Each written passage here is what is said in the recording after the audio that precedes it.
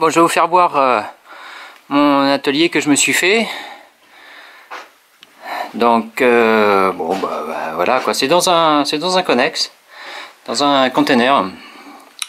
J'ai un poêle à bois là qui traîne depuis le début, là qui était déjà là et que j'ai gardé là-dedans, qui est pas bon, qui est pas en fonction.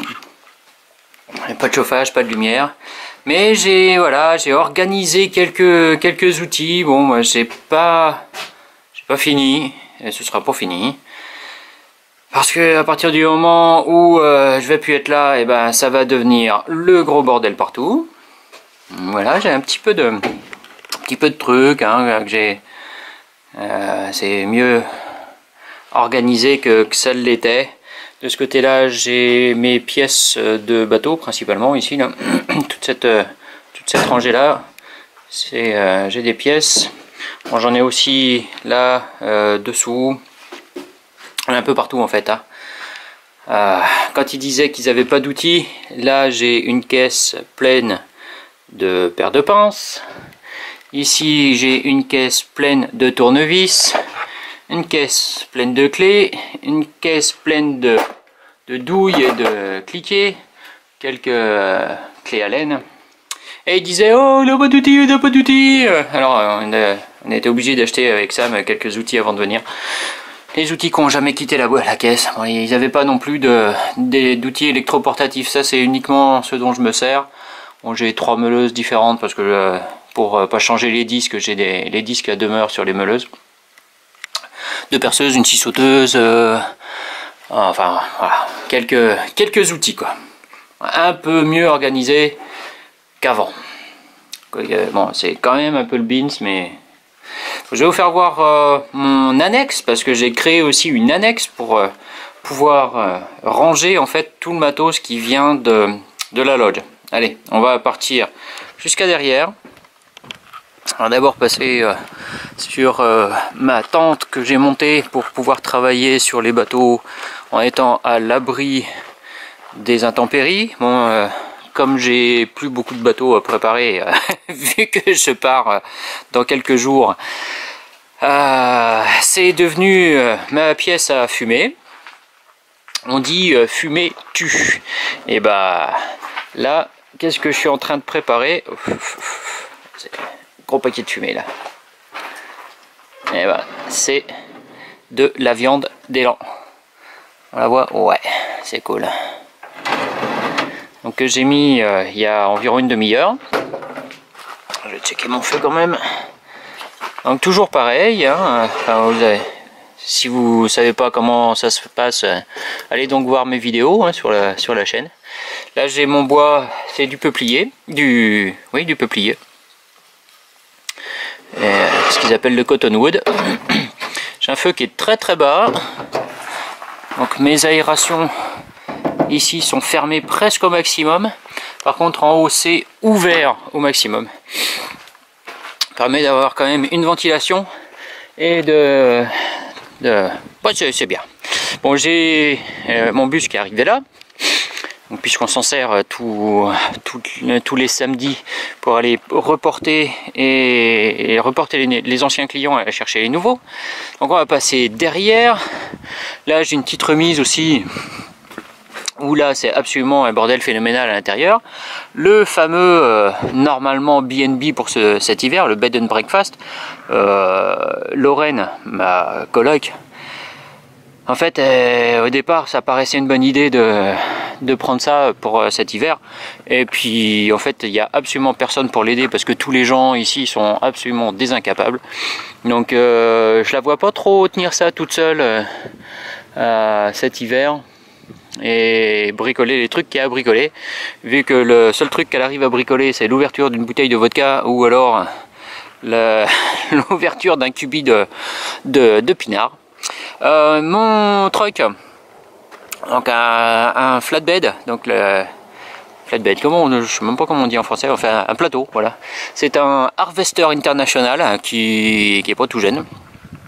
dans lequel il faut soulever le capot, enlever le cache-filtre à air et verser de l'essence directement dans le carbu. C'est un gros carbu, c'est un V8 qu'on a dessus bien sûr, hein.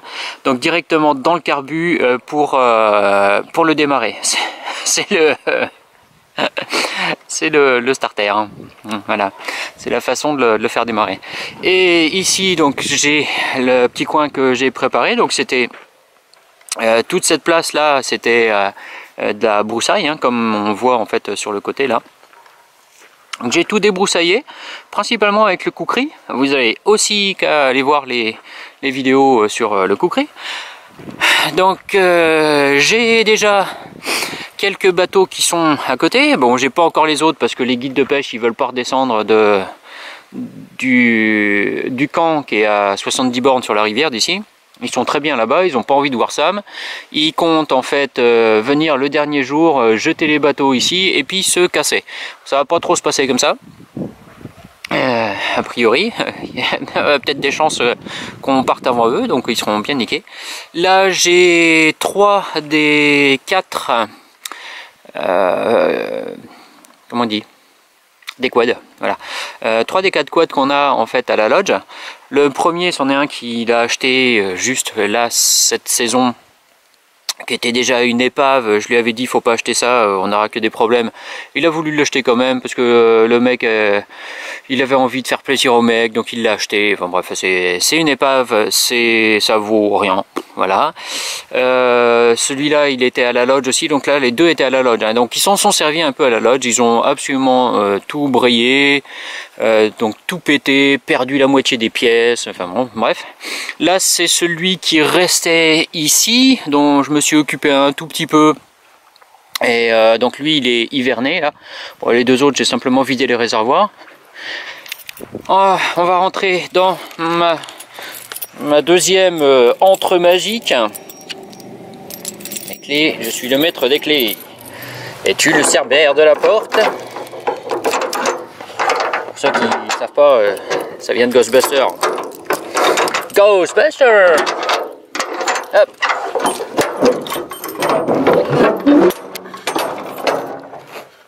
Hop là! Voilà, on va laisser la porte ouverte. Donc là, un connex, un deuxième donc container qu'on avait juste à côté du petit magasin de Jimmy qu'on connaît bien, qui était vide, enfin vide, plein de bordel. Et j'ai donc monté ces étagères là pour stocker en fait la plupart des trucs qui viennent de la loge. Du bordel en vrac ici, sinon j'ai tout trié. Ça c'est donc les treuils qu'ils ont complètement brayé aussi, ils ont détruit. Les treuils comme ça là, ça vaut quoi? Bon, ça vaut c'est 12 tonnes, 10 et 12 tonnes, ça vaut entre 5 et 700 $ je crois. Ils ont dû en casser, ils ont tout cassé de toute façon. Ils ont dû en passer environ une dizaine, hein, voilà, environ une dizaine. Alors, donc ensuite j'ai des, là c'est des pompes à eau, donc pompe à eau à moteur thermique, pompe à eau à moteur thermique aussi. Donc celle-là on l'utilisait à la lodge, au camp de tente l'année dernière. On en a acheté une autre avant de venir parce que celle-là était un peu fatiguée déjà. Donc on switch entre les deux là-haut. J'ai aussi des pompes à eau électriques. Donc là c'est deux neuves et des anciennes parce que évidemment à la lodge les abrutis qui travaillaient là-bas, on peut pas dire d'autres mots, disaient oh, la pompe électrique elle marche pas, c'est cassé. En fait c'est qu'ils savent absolument pas s'en servir. C'est des pompes qu'il faut absolument amorcer, donc le corps de la pompe là, il faut absolument l'amorcer, il faut le remplir d'eau avant de la faire tourner, et ça, ils connaissent rien à rien de toute façon. On a beau leur dire, ils savent tout, ils sont absolument imbus de leur personne, donc absolument imperméables à tout ce qu'on leur dit, ils sont tellement intelligents. Donc évidemment Sam en a commandé deux autres, et quand j'ai regardé les pompes, évidemment, j'ai réussi à les faire fonctionner en très peu de temps. Le plus long ça a été de trouver des raccords pour mettre sur le devant, pour les monter en direct sur les lignes d'eau qu'on a là-bas. Et c'est tout le problème que j'ai eu, quoi. Là on a un chauffe-eau, bon, on voit sur l'arrière, c'est le chauffe-eau normalement qui sert pour alimenter en eau chaude les cabines à la lodge, les 7 cabines pour les 14 clients. Bon, évidemment, comme on n'a pas ouvert la lodge, et ben ça a absolument pas servi, hein. Je suis allé clôturer la lodge, donc clôturer les fenêtres, hiverner les toilettes, etc. avant qu'on l'ait ouverte. Bon, j'ai pas mal d'autres petits trucs. Ça c'est pareil, moteur thermique avec un groupe hydraulique. C'est pour faire fonctionner une sorte de grue hydraulique qui est à la loge, qu'ils ont complètement brayé aussi. Les tronçonneuses. Regarde Fred, dans quel état ils peuvent mettre du style. Je pense que même avec des bons bourrins que tu peut-être connaître, je pense que tu n'as jamais vu ça. Regarde celle-là. Et ben ça, ils sont capables de faire ça en très très peu de temps. Bon, ici le coin des générateurs, un petit générateur Yamaha qui est pas tout jeune, mais sur lequel je l'ai déculassé pour refaire les soupapes et y redonner une petite santé. On a ici donc un Honda 6500, encore un deuxième Honda 6500 qui étaient donc tous les deux à la lodge, qui évidemment ils ont cassé tous les deux. Celui-là, ils ont réussi à remplir le réservoir d'huile avec de l'essence en fait. Certainement pour essayer de le casser encore plus. Enfin bref, il y a la moitié des pièces qui manquaient, etc. Donc ça m'a demandé pas mal de travail. Un troisième générateur, gros modèle, je veux dire, qui était à la lodge aussi. Ça c'était le générateur principal qui alimente donc tous les bâtiments. Il a tourné un peu là-bas, donc là ils n'ont pas changé de but. Enfin bref, c'est que des conneries. Petite tondeuse. Ici, tout mon coin pour des panneaux solaires. Des panneaux de ce type que Sam a depuis au moins 2 ou 3 ans et qui était là-bas, qui demandait qu'à disparaître comme la plupart des choses avec ces gentils gens qui habitent dans la région d'Agnac, qui sont absolument que des voleurs, des menteurs et des incapables, tous, hein. Voilà. Allez, on va dire 99% quoi. Qu'est-ce qu'on a d'autre? Ouais, bah, en dessous, en fait, on a des générateurs solaires. C'est des, ouais, enfin, ils appellent ça générateur solaire. En fait, c'est des grosses batteries de par Gold Zero. C'est un pack. Hein. Peut-être voir un peu. Non. Donc c'est un pack où on a dedans une grosse batterie et il y a directement l'inverteur, le régulateur, etc. On peut brancher directement les panneaux solaires d'un côté et le réseau de l'autre côté. Donc ça fait le tampon automatiquement. Et on a aussi effectivement une entrée réseau. À partir du moment où on n'a plus l'entrée réseau, ça passe automatiquement sur la sortie qui est invertée, qui produit de l'alternatif.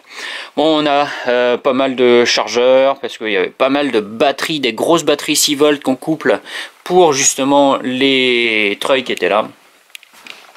Et encore des pompes à eau, pompe anti-incendie, celle-là qu'on avait à la lodge, toute neuve, qui a jamais servi. Bon, évidemment, ils ont piqué des pièces dessus. Trash pompe, ça dure une pompe... on va appeler les mots comme... enfin, on va la nommer comme on doit la nommer, hein, c'est une pompe à merde, hein, tout simplement. C'est exactement le même principe qu'une pompe à eau, sauf que c'est fait pour pomper la merde à partir des tanks sceptiques qui sont à la lodge aussi. Quelques outils qui sont là. Et puis pas mal de bricoles électriques ici. Donc voilà, j'ai été obligé de monter ça pour qu'on puisse stocker les choses et que ce soit pas un immonde bordel comme c'est toujours, parce qu'ils ont absolument aucune idée d'organisation, ni les uns ni les autres, que ce soit les natifs ou les blancs. Il n'y en a pas un pour récupérer l'autre. Donc c'était assez marrant de monter toutes ces étagères là par tout seul. Mais voilà, ça se fait. Ça se fait. Comment transformer un vieux container qui servait à rien en débarras un peu organisé. Bon, qu'est-ce qu'on a d'autre? Dans ce coin-là, on a mon fameux coin de lancer de couteau, enfin de couteau et puis d'autres petites choses. Oh, regardez, c'est là. Ouais, ouais, je sais, ça sert aussi de tir à l'arc. Donc j'ai tout maîtrisé qui est là. On a 3, 4, 5, 6, 7, 8. Et quand on est au niveau des bois, donc on a 9 mètres de la cible qui se trouve là-bas. C'est fun. Puis ça change les idées, c'est très bien. C'est pour ça.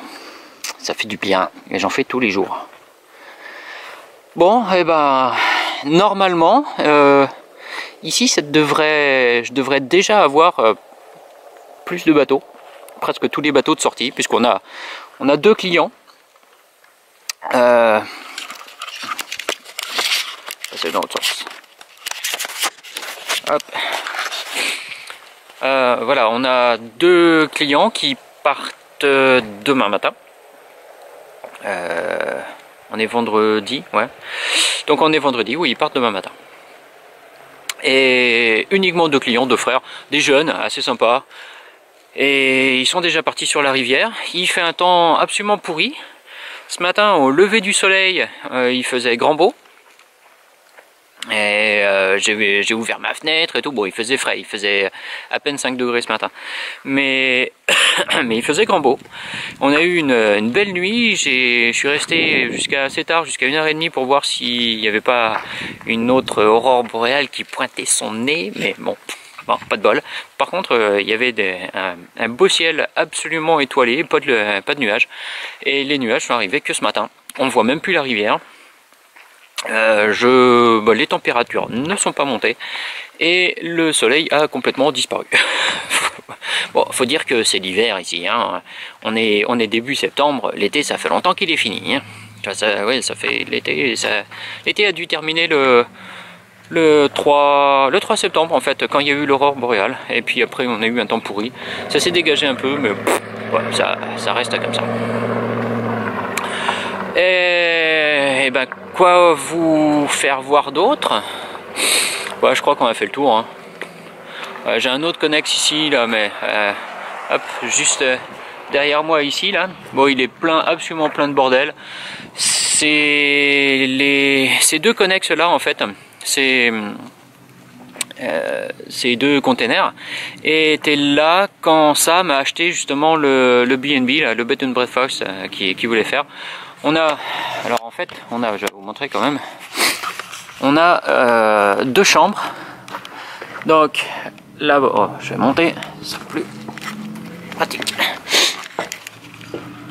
Voilà. Donc là, c'était le fameux Steve Marley l'année dernière qui parlait comme ça, qui avait ça et qui l'a vendu à Sam, a priori pour une bouchée de pain. Première chambre à 2 lits.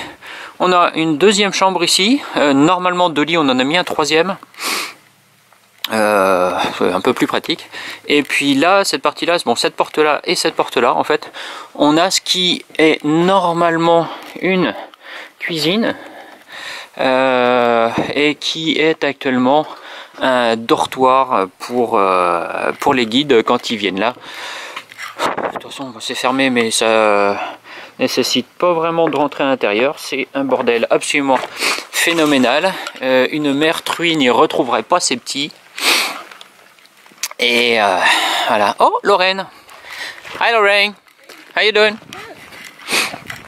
Elle va pas me manquer non plus, elle. Bon, et ben voilà.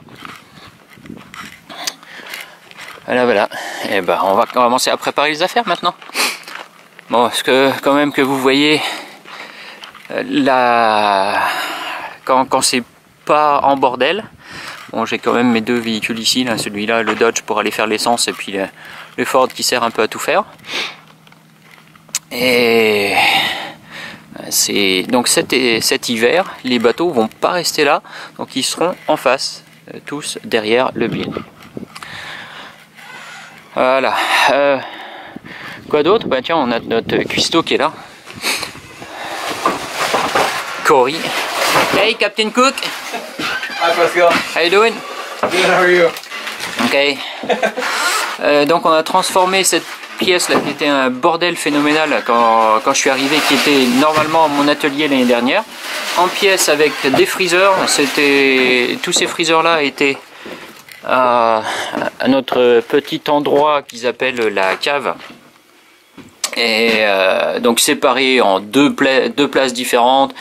L'année dernière, quand on avait besoin, ou quand on allait chercher en fait la bouffe à l'aéroport et qu'on devait ramener tout ça dans les freezers, il fallait s'arrêter à la cave, en mettre dans deux endroits différents, revenir ici, remplir l'autre endroit qu'on avait là. Donc c'était absolument infaisable. J'ai dit à Sam, cet endroit on va le transformer, on va vider un peu tout le bordel qu'il y a dedans et on va mettre des freezers à la place, on aura tout dans le même coin. C'est quand même un petit peu plus pratique quand on a besoin de chercher des trucs, il faut l'avouer, hein. On a la deuxième pièce de freezer qui est ouverte aussi ici. Donc là c'est pareil. Donc là on a que des freezers par contre, et puis la machine à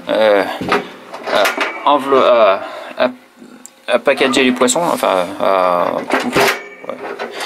La machine à vide, voilà. Un petit peu de bazar, hein. On a une tonne de bouffe, donc les clients partent demain et on a de quoi nourrir des gens pendant environ un mois à mon avis.